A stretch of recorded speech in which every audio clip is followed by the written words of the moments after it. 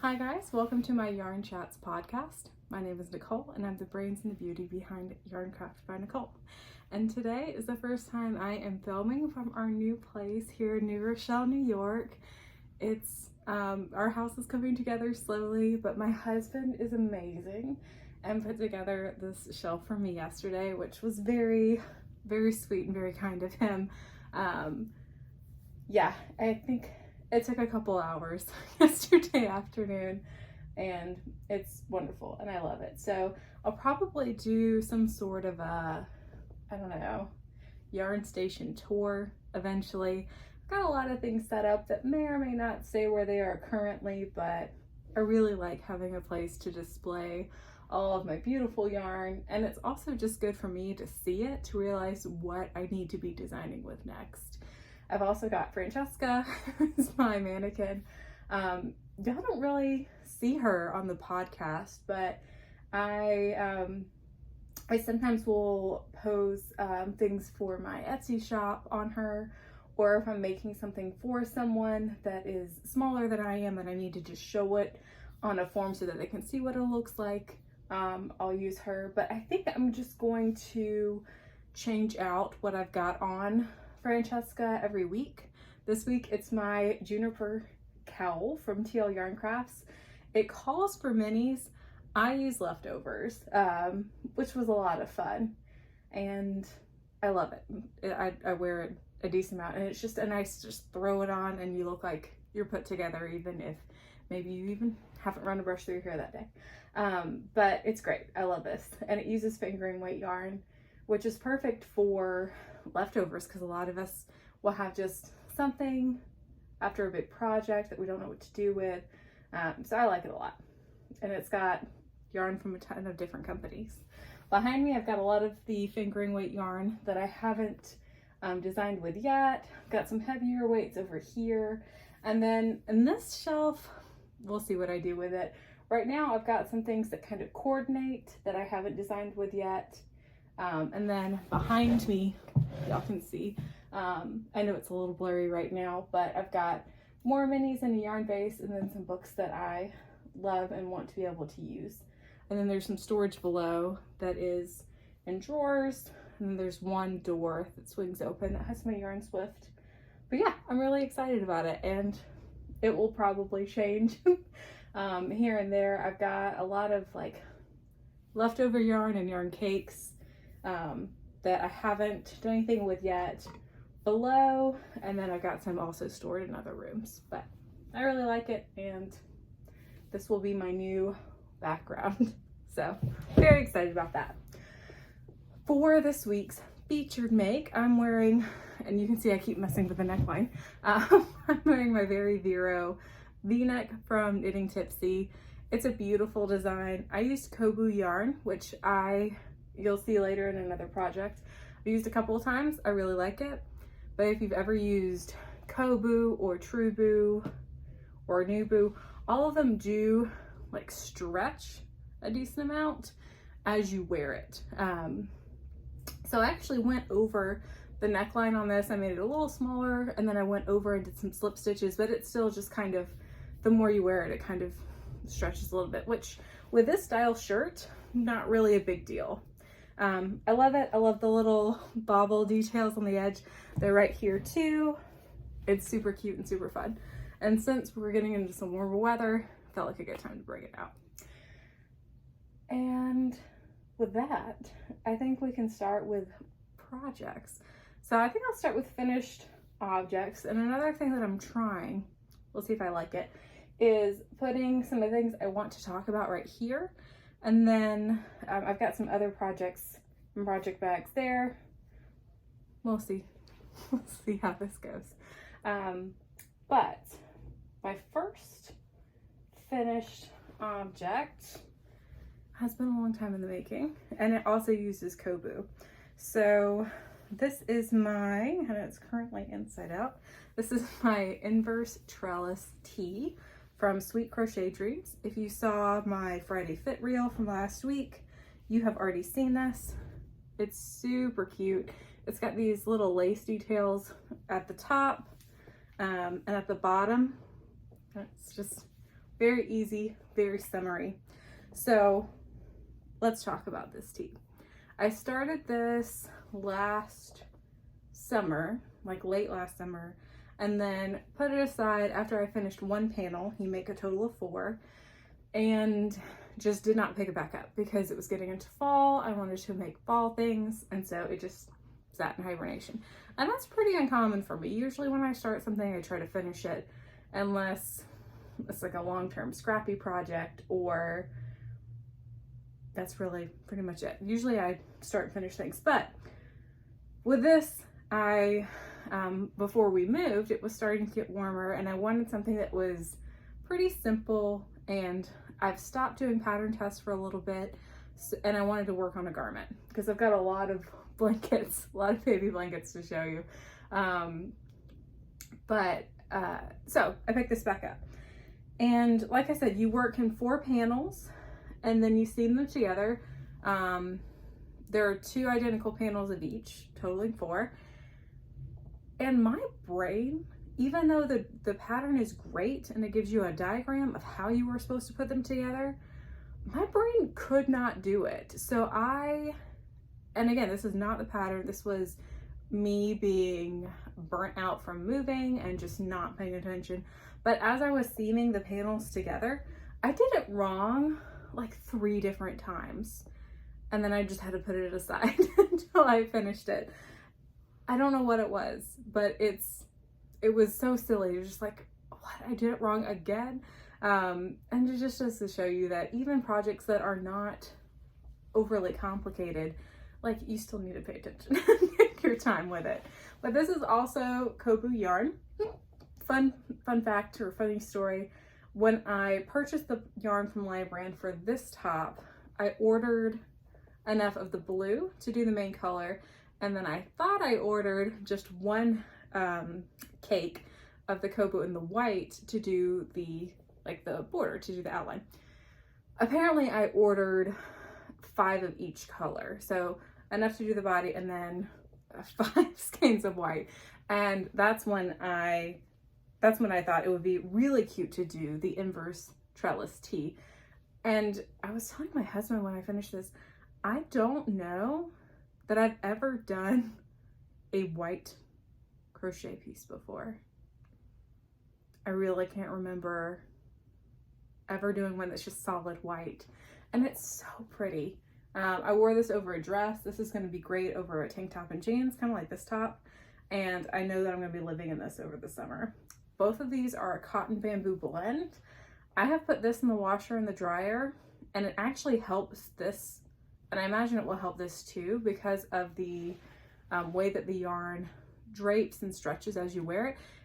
Throwing it in the dryer actually has helped it kind of shrink back up for the next wear. I wouldn't necessarily suggest that on all your pieces, but for this top, and then I imagine for this one as well, the wash and the dry, I have not heard it. They're very easy to care for yarns. And I think I'm out of both of these. I don't think I have leftovers of either of these, which is nice, because I'm trying to decrease, as you do when you move, the amount of extra stuff that you have, and just being more careful to use the leftovers that I have, or if I know I'm not going to use them, figure out, like, can I donate them, other things to do with them. Knitting Natty, or Nitty Natty, excuse me, not Knitting Natty, Nitty Natty is doing this stash free 2023, and watching her videos and seeing what she did last year when she got her stash down to just 1 skein has been really good for me to think about, well, why do I still have this? Like, I didn't love working with the yarn the first time, or if I have a piece that I didn't love after I made it, like I just never wear it, like either figuring out if there's someone else that would wear it, or taking it apart and making something completely new with it. Like that's the joy of this craft, is that you can kind of make it your own. So anyway, working on getting down the stash and kind of trying to come up with creative ways to use it. It was a long tangent, but this is the finished object. Inverse trellis tee, Sweet Crochet Dreams. Yes, it's a great pattern. I love it. And I've seen some people who did this as part of Mariana's pattern test that did the lace in a different color, and that looks super cute, or did their panels in different colors. It's a fun pattern. I like it. I would recommend it.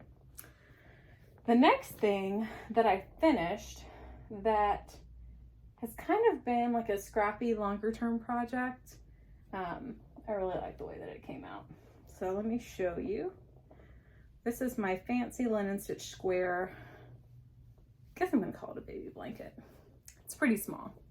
So this is linen stitch squares. I'm calling them fancy linen stitch squares. I actually have a tutorial on how to do these, and they're really cute. All of these have 6 rounds in the middle, and then the fancy round that has double crochet, and then 3 rounds after that.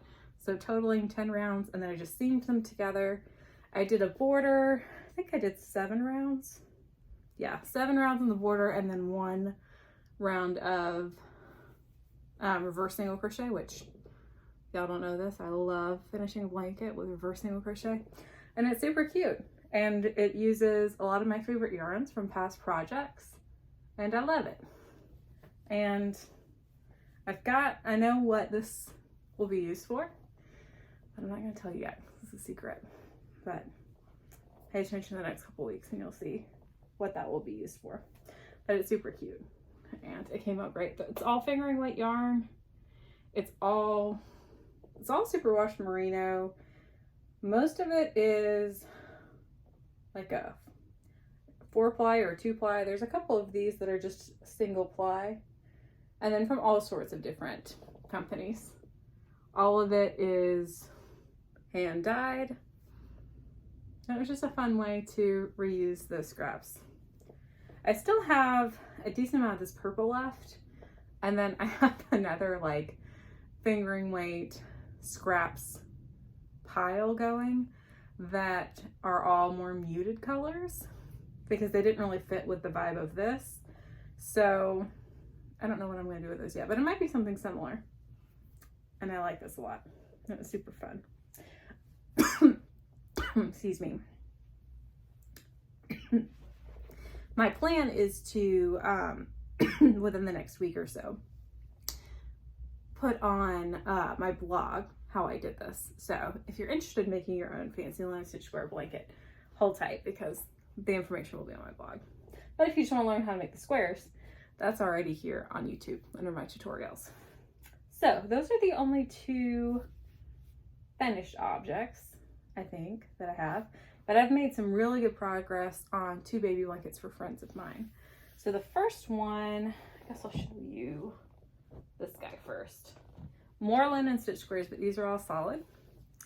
And I actually got to see this friend last week, which was really nice because she lives in Georgia and I don't get to see her very often, but she was visiting family in New Jersey, and so we met at an aquarium and had a great time. So this is going to be for her next baby. I did baby blankets for her first 2, so of course the 3rd child gets one for me too. These are just solid linen stitch squares, 8 rounds a piece. I'm just seaming them in the back and doing a little simple checkerboard pattern. This is using Caron Simply Soft yarn. I do not remember the color names. I'm not sure I still have the labels because it was yarn that was gifted to me. But I really like the way this is coming out. And it's almost 6 squares square, like 6 by 6. I think I'm gonna go 7 by 7 and then put a border on it, and then this will be done. So probably by next week, this one will be done, but it's super cute. And again, it was yarn that was gifted to me, I think by someone who was moving. It's like, I'm not gonna get to this. Do you want it? And I said yes, and then it sat in my own yarn stash for longer than it needed to. But then when she told me she was having a little boy, I was like, oh, well, these colors are perfect. And they're very cute. So I like that a lot. The other baby blanket that I'm working on, you're gonna see a lot of baby blankets this year. We have a lot of friends that are having kids this year. Is a Tunisian baby blanket that do not have a pattern for. I'm going to try not to tangle my yarn too bad in this. But it just uses knit stitch. So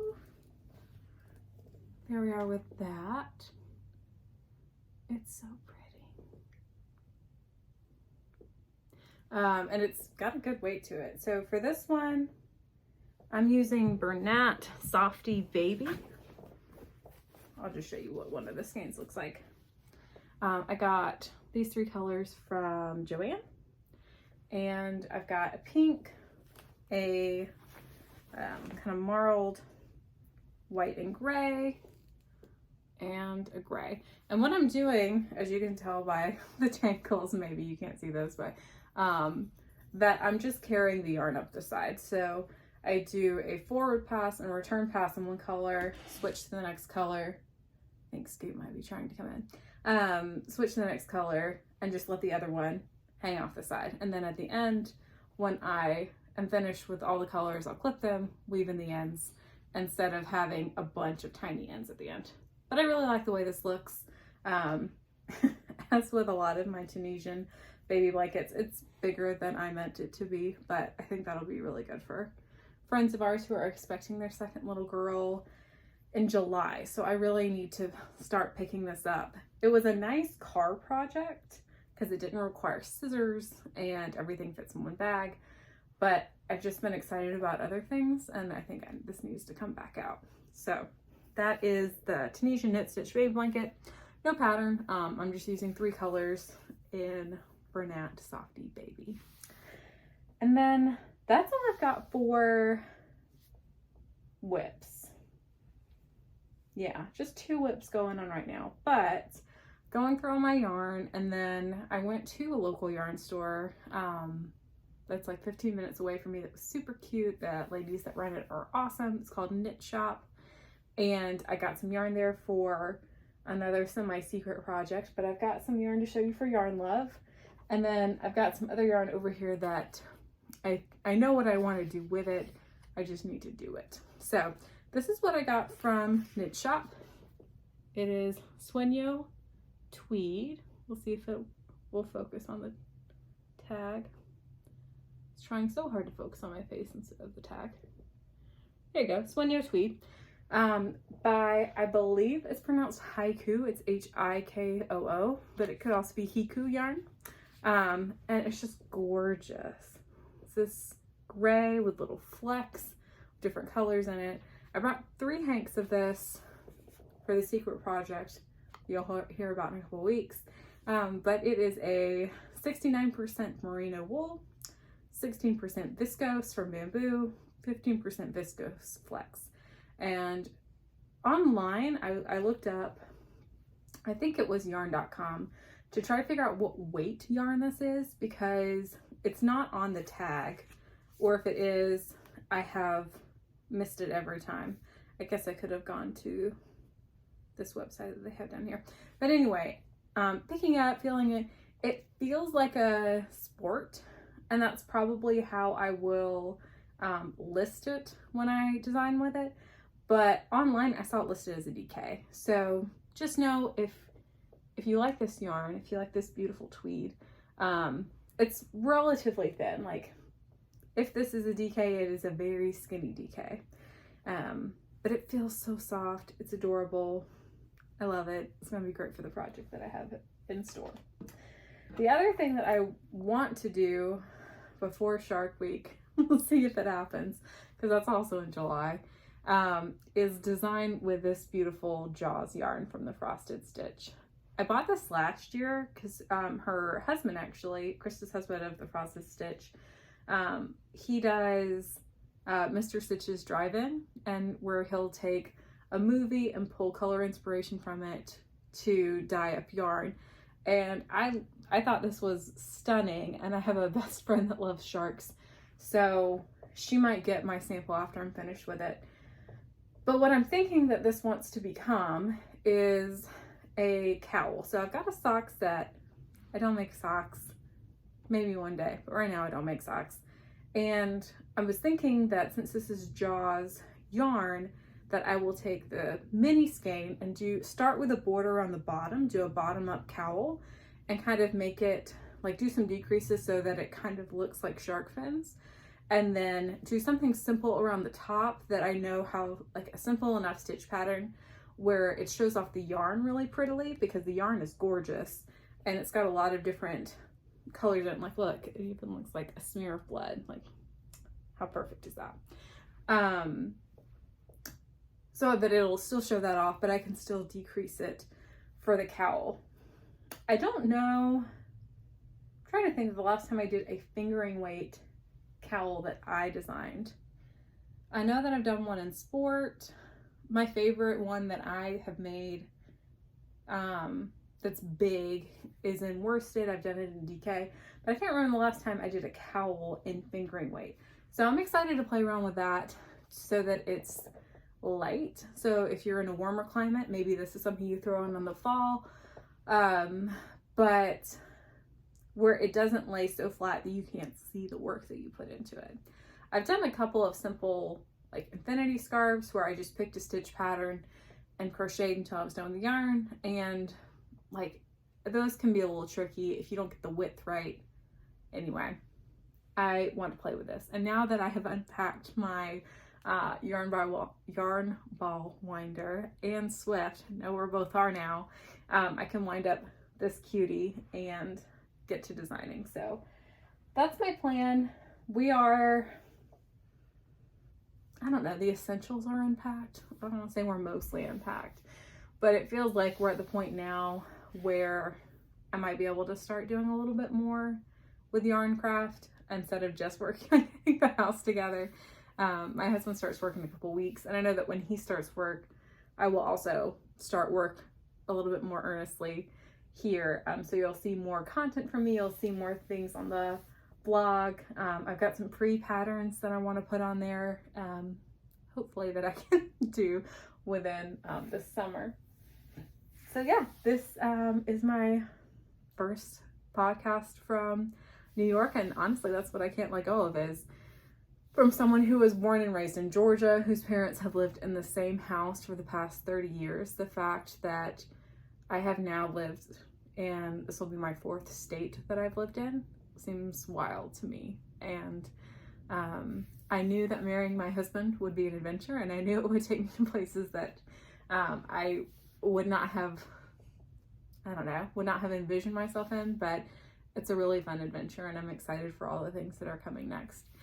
If you like this video, give it a thumbs up, and if you have any recommendations of things that I should check out near New Rochelle, let me know in the comments below. Bye guys.